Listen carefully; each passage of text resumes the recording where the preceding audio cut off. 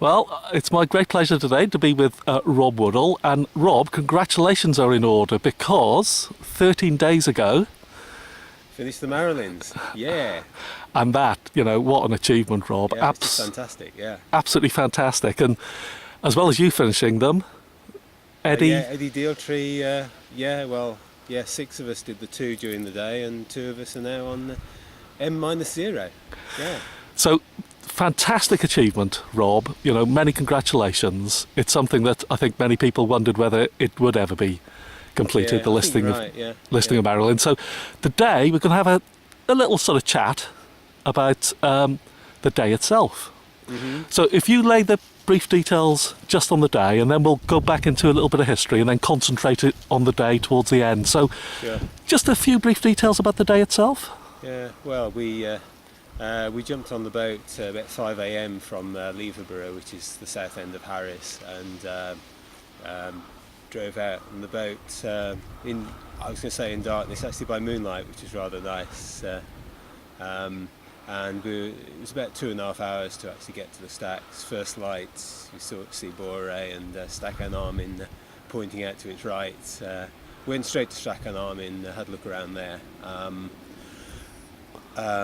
With the wind coming from the east side, we figured that possibly the southwest corner of the stack would be the place to go up from, and that turned out to be the case. We had the boatman had a bit of a recce, and then Paul Reeve and myself jumped into the little plastic tender, and we first had a look at the slabs on the south side, which is the kind of classic landing spot. But it was about a metre of swell, and maybe could have just about landed us, but we probably got quite wet. And we decided to have a look at the west side, which is steeper, better for getting the boat in. And we jumped ashore fairly easily. Paul went first, then through the climbing gear ashore, and then I hopped ashore onto a little ledge, and then up onto a bigger ledge, and then I suppose about a kind of 45-50 degree slope. But it turned out that the rock was really nice gabbro, so really good grip. Paul fixed up a fixed rope, climbed up that, and then we were up on these huge slabs, which are 200-300 metres long, and it was quite easy to walk across the top of those to get to the southeast side, which is where you can climb the stack from. From there it's just a mixture of grass and a bit of scrambly rock. Some quite steep bits. We protected 2 areas, again with a fixed rope, so that most of us were carrying Jumars, which are devices that you can clip onto the rope, and you push it forward, and then when you pull it back it grips, so you can kind of pull yourself up the rope if you need to. And I think a lot of people found those quite helpful. So we got ashore in 2s, obviously quite strung out because it takes a little while to get each pair ashore. Myself, Pete Ellis, Bill Forbes and Paul arrived kind of similar time at the summit. Paul was a little bit ahead. And the summit is quite amazing. You've got a view back onto Bore with its 300 metre cliffs, and you're looking down on Stac Lee with her to behind.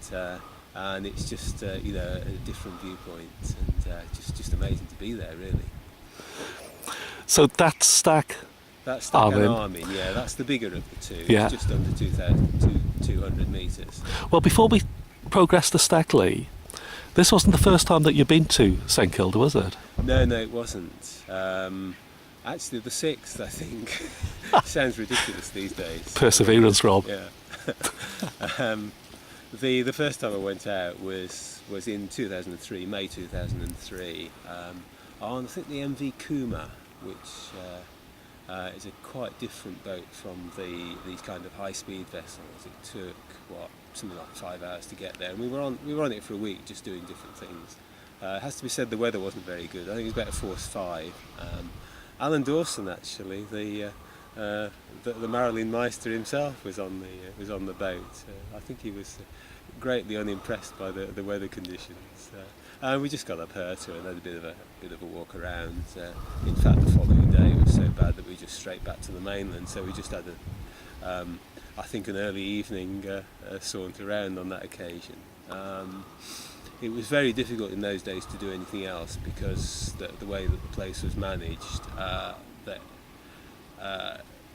the only thing you could really do was just go to Herta and walk up Connacher if the warden didn't mind too much. It was really pretty much impossible to land on anything else. Things changed a few years later, and by 2009 we decided it was worth us trying to put a trip together to do the other islands, and we made an arrangement. I forget which boats we were using. It would have been either Sea Harris or Sea Trek. We used both quite routinely. And after a week, this was in April, which is, the significance of that is the puffins and the other auks arrive kind of mid-April, and once they're there you can't land on dune. So the idea was to go out early April and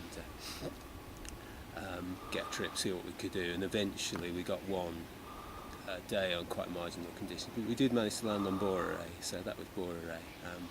A few days later, Ian Teasdale and myself, we were still around, we managed to tag a ride on one of the other boats, actually Kilda Cruises we went out with, having made arrangements with National Trust for Scotland that we could land on dune, and we actually went across with the warden because he'd just arrived and he was really keen.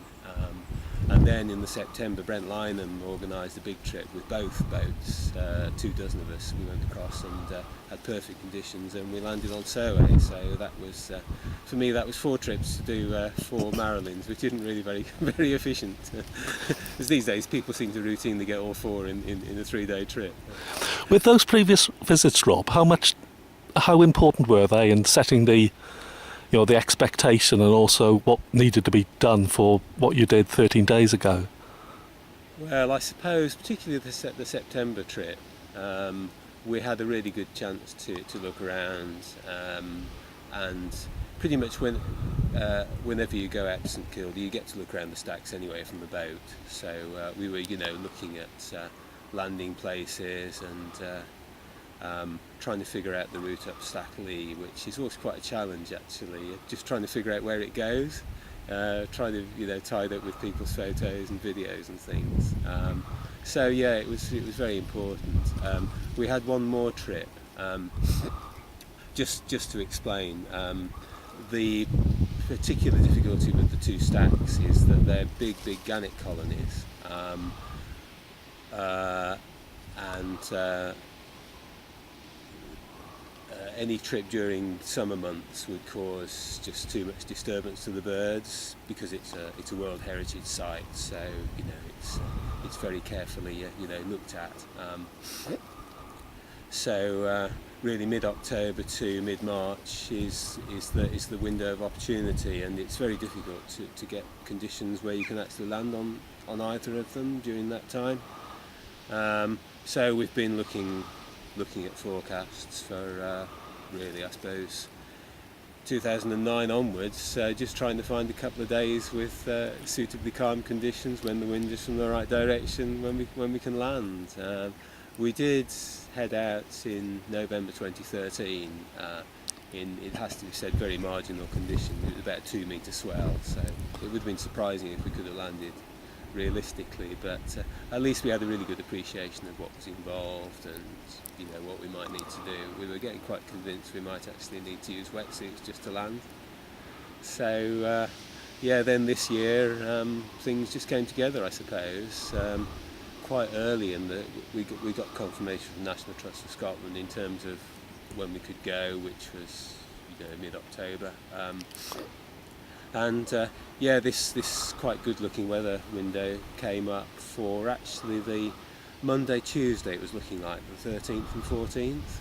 There's a couple of websites we use. There's one called Magic Seaweed, there's another one called Wind Guru. They're basically used by surfers to find conditions obviously quite the opposite to what we're looking for. So when it's bad conditions for surfers, it's good for stack bagging. So about a week ahead we could see this coming up. The boatmen quite liked the look of it. We were dealing with Sea Harris, Seamus Morrison on this occasion, and got an idea of who was potentially able to go. kept watching the conditions. Pretty much a full boatload. We had 12 people, which is good for sharing the costs, which are not inconsiderable. You wouldn't want to pay £2,000 on a boat charter on your own unless you're certainly a lot more keen than I am. We had a bit of a scare actually on the Saturday before we were due to go out on the Monday. The wind conditions were forecast to be a little bit too high, so the whole thing nearly got cancelled. We had to make the decision because I was actually in Suffolk on the Saturday doing something else, so I was going to have to leave on the Sunday quite a bit earlier than we were able to speak to the boatman to see whether he was okay with it. But I got to Sheffield, checked the website, and the wind had come down again. Drove up with Paul Reeve. And we met up with Michael Earnshaw and two of the others in Penrith, and we actually found Seamus from there. And yeah, he was quite optimistic again about the conditions, so we carried on up, and Paul and myself got the Ewig ferry from Skye across to Harris. Michael's team got the Stornoway, the Ullapool Stornoway ferry, and we all converged Leverborough late evening in one of the bunkhouses there. So that was the lead up. So you can see it's just very difficult to plan for these things. You don't really know who's going to be going, and that then leads to complications, because in an ideal world you'd have people paired up so you knew who's climbing with who, but it kind of didn't really work like that. Before we start looking at Stac Lee, which is your final Marilyn, Rob, can you actually describe these two sea stacks? Because I haven't had the privilege to go to St Kilda. I've seen photos and read reports. Mm-hmm. To me, both of them looked absolutely fearsome. Yeah, they do look somewhat harder than they actually are to climb. But Stac and Armin, which is the tallest one. It's a vast wedge shape, really. It's sheer on three sides. The fourth side is, I suppose, in average about a 45-degree slope, and that's obviously the side that we go up. And there's just the one corner you can actually climb up. Stac Lee, well, it's just ridiculous, really. It's a kind of flake of rock, really. It's vertical on two sides. Well, okay, it's vertical on four sides. But the south side, it has this ledge system. So bizarrely, most of it is actually a walk, although a really extremely exposed walk, because you're up to 170 metres straight down on one side. There's a couple of bits which I suppose are a hard scramble, and there's one bit which is a proper rock climb, easy by rock climbing standards, but by the sort of people that spend their time bagging summits, it's quite hard, and you need to be roped for it. It's only 8 metres long, so it's a very short pitch. But really, I mean, once we got landed on the thing, it was pretty much in the bag. Its landing is the hard thing with Stac Lee, with both of them. So, if we come back to the day itself now, and you've done the first stack, and you went up there with was it Paul Reeve? Yes, Paul Reeve. Yeah, the first two pairs off the boat were myself and Paul Reeve, because we were kind of the advanced party, because I suppose we'd done the more thinking about it. Plus, Paul is a surfer, which is quite useful. Knows about being in the water. And then the second pair were Pete Ellis and Bill Forbes. So we kind of went up together, and then I suppose Paul and myself were talking, and we thought, well, it's going to take an hour for everybody to get off, so why don't the first four beat them down and get across to Stac Lee, see if we can get landed, see if we can get a couple of ropes going. So that's what happened, really. We just agreed with the others that they would strip out the fixed ropes and follow on. We spent about an hour and a half actually on Stac and Armin, which isn't too bad at all, really, which meant that we were round at Stac Lee by, I think, about 11 o'clock, just after. So we then got 8 hours, which, made the whole thing very doable, really. At that stage, Rob, when you actually landed on the second stack, how confident were you that it would go and you get to the summit? I was pretty confident by then, although the actual landing wasn't that straightforward. The wind was from the east, which meant that the waves were kind of blowing across the south face of the stack, and the boatman wasn't very happy about the normal landing spot, really. We looked a little bit further to the west, which would have been kind of easier from the boat point of view, but there was nowhere really to get up onto the stack from, so we ended up getting back to the place where you pretty much have to land, which is at the foot of the first steep ledge up.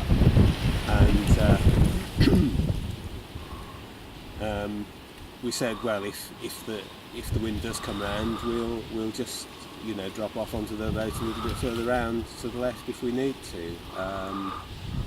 So Paul got ashore. I threw the rope across to him. He threw the end back. We tied on the big dry bag, which has all the gear in it. Pulled that ashore. Then I hopped over. This is all within about a minute, really.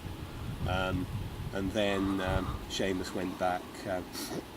Quite surprisingly, Bill decided not to join us, so we ended up with just the three of us. Pete joined us on the rope, and we made a start on the climb while Seamus went back to get the other 8. And of course, at that time, when you started on that climb, Eddie had summited the first sea stack, hadn't he? Yeah, that's right. Yeah. He descended, waited to be picked up, and then he followed in the next party after. Yeah, kind of. Yes, we started on the climb. The first bit is a kind of steep slab that Paul put up a fixed rope just for kind of confidence, really, and particularly for descending. Then the next bit is this kind of steep groove going up to the left. But really, really nice rock. The whole thing, the lower half. Before you start encountering the guano anyway, is really nice underfoot. You get to the first zigzag, you've got a very narrow bit which is quite exposed and slightly out of balance. Then you've got a little bit of a scramble up to get to the next zigzag. And then you quite quickly at the foot of the climbing pitch. And by the time we were there, we could see that the boat was back again. There were 5 people there down below. We didn't really know who they were, although I was pretty certain that Richard and Denise McClellan would be 2 of them. But the other 3, we were kind of speculating as to who they might be, really. And then looked down again, 2 of them had gone, and there were just 3 climbing. So anyway, we carried on up. We did the climbing pitch. That was a little bit interesting, actually, because Paul led it, but this piece of rock came off in his hand. And because the other 3 were directly below, he couldn't throw it down. He had to climb up this quite hard pitch with this piece of rock in his hand. It was slightly scary. I don't know how he did it. I think I then came up second. The first bit, bearing in mind it's only 8 metres, the whole thing. The first bit is really easy. And then suddenly the holes run out. And initially quite alarming. And then, I mean, I suppose it's a little bit harder than V-diff, so the holes aren't really obvious. So once you look around, you've got 2 or 3 little holes, and you actually get up quite easily. But it is, it's maybe mild severe, something like that in terms of grading. That's how it felt to me. And then you're on this big wide ledge, and then Pete came up, and Paul led off up the next big ledge, and then it's just one ledge that leads you up to the summit. It's quite wide most of the way, a little bit steep in places, and this is the start of where earlier in the year the gannets all are, and there are a few dead birds around. There's a lot of guano, particularly higher up. Really very unpleasant stuff to walk through. In hindsight, I think we probably didn't need to belay that or to rope that. It took quite a long while. I think that's kind of down to perhaps preference with that. But anyway, we got up it. The top of the ledge is where the old bothy is that apparently the St Kildans used to sometimes spend the odd night in. It's quite tiny. It's just a couple of bits of dry stone wall under a big overhang.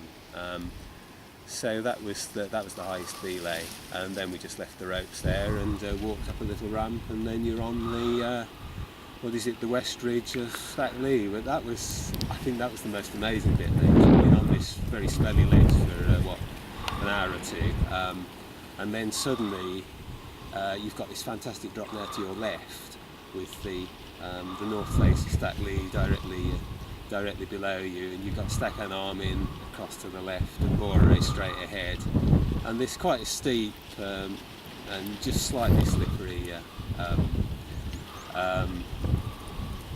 slope leading up to the summit. It's quite a big kind of wide slope by this stage. There's a few young gannets around, but they're far enough away to not to bother us, and us not to bother them. And then there we were at the summit. So. That, Rob, once you broke out onto the West Ridge, that upper section, I've seen photos and just absolutely stunning. But it's gorgeous. The feeling that you must have had, because in 1992 the book was first published. Yeah. Relative Hills of Britain by Alan Dawson. Uh-huh. And I know you've been at M/2 for a number of years, haven't you? Yeah, 11. Well, since 2009, so 5 years. Yeah. And the trips that you've been out to St Kilda, all the planning that you've had, all the times that you've been there, you've been unable to land even on the two stacks, do them both in a day. But that feeling when you crested that West Ridge and just looked up at the summit, and how did you feel? Just those last few sort of 100 metres towards the top. I think it was mostly disbelief, really. I mean, it seems weird, really, but it just seemed like the sort of feeling I'll always get on a really nice summit in nice weather, The whole completion business didn't really sink in for about a week afterwards. So it sounds ridiculous, but I wasn't particularly excited. Just, part of it is you've got to get down again, and there's logistics, it was certainly extremely pleasing. I understand you were serenaded from the boat, weren't you, when they saw the party on top of the... Oh, that's right. Yeah. Seamus tooted the ship door, and that was brilliant. Yeah, I hadn't expected that. Yeah. But also, Rob, when you're actually standing on top, again, that feeling that you must have been so elated to finally complete. Is it now standing at 1,556 Marilyns? That's right. Yeah. The feeling must have been amazing. A year ago, it would have been 1557. One got deleted. Yeah. It's a nice number. Yeah. and of course, as you were coming down, you were then meeting Eddie and the party going up to. We got down to the bothy. Has to be said, the descent of the ridge was really quite a little bit slippery in places. You get guano on your boots. The other two were actually wearing Cartula micro spikes, which we used quite a lot in St Kilda, but with the conditions being so dry, didn't hardly need them this time. But so I was just in boots. I was kind of happier that way. But certainly, watching every step.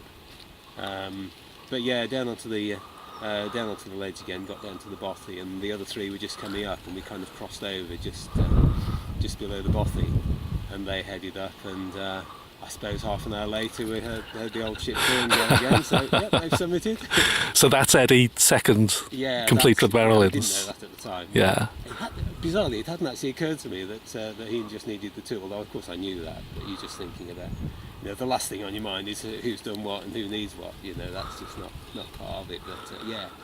So obviously many congratulations to Eddie as well. Absolutely, but just thinking about it, Rob, it's quite a responsibility for the boat crew as well, isn't it? Yes, it is. These landings are quite hard. I think if we'd have gone to them perhaps 5 years ago, they wouldn't have considered landing us anyway, but we know them very well now. They know what we're capable of. We've had quite a lot of practice, mostly with them, either out of St Kilda or other islands around the Western Isles, so we're just used to jumping out on rocks, minimising the risks just by practice and knowing what you're doing, and they are extremely skillful, it has to be said. And as far as the climbing of the stacks are concerned, neither have been climbed for a number of years, have they? As far as I know, there's a couple of well-documented ascents by a chap from Liverpool called John Warren, and they took good video footage at the time of both ascents, and the Stac Lee footage is particularly, I think there's 2 videos actually covering it, about 7 minutes each, something like that, and they're very, very instructive and really useful for us. But he climbed Stac Lee in 1990, I think Borre the same trip, and then came back 4 years later for Stac and Armin in 1994. And as far as the completion, Rob, we mentioned before, it was 13 days ago now, so there's been some very good online articles that people can access. Can you mention just, what those are and what to Google to access them? Well worth a read. Yeah, well, there's a couple of fairly extensive, question and answer pieces. One of them is on the Munro's shop website. It's munros-scotland.com something. The other one is on the UK climbing website. That's very good.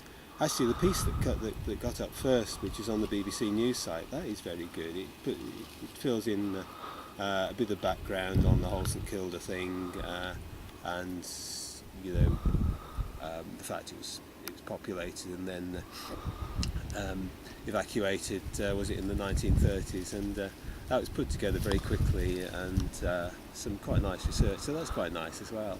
But yeah, there have been quite a few other. I think we're perhaps up to as many as 10 pieces. There's a piece in the local press, local to me, and the Westmoreland Gazette. I see was on the case with Eddie the other day as well. So yeah, there's quite a bit there. And you did an interview for local radio as well, didn't you? Yes, I did. Yeah, that was quite amusing. I think in Cambridgeshire they don't seem to know very much about sea stacks or even Munro's. Well, now you got the taste for sea stacks, Rob. There's a few nice, difficult, juicy ones for you waiting in the humps listing, isn't there? Well, yeah, this is true. Yeah, I don't know if anything will happen there really. The Old Man of Hoy is a lot more difficult than anything I've ever done. And I think the route's getting a bit unstable, so it might end up being upgraded from E1, which is suitably impossible, to maybe E2 or 3. So yeah, I don't know if I'll ever get that. But, it would be fun to do perhaps one or two of the sheetrock on the Fair Isle. We keep talking about it. It might be quite doable. Before we close off, Rob, any sort of last comments and thoughts about completing the Marilyns? Yeah, well, I suppose mostly it'd just be nice to have my late autumns back. We've spent so much time studying websites and emailing around. So yeah, it's just nice to finally move on, really. I just hope that the current rules, guidance in terms of when we're able to go will continue to be the case, because October does seem to be a good time for the weather window. So hopefully we'll get other people out there, and certainly recommend even going and looking is well worth it. But and Stac and Armin, if you can land on there, that's just an amazing place. And work on the rope skills a bit for Stac Lee. Hopefully this won't be the last trip, but there'll be a few more. Well, Rob, it's been a pleasure to speak to you today and hear your memories of your St Kilda sea stacking expedition, and also finishing the Marilyns. So many congratulations to you, and also many congratulations to Eddie as well.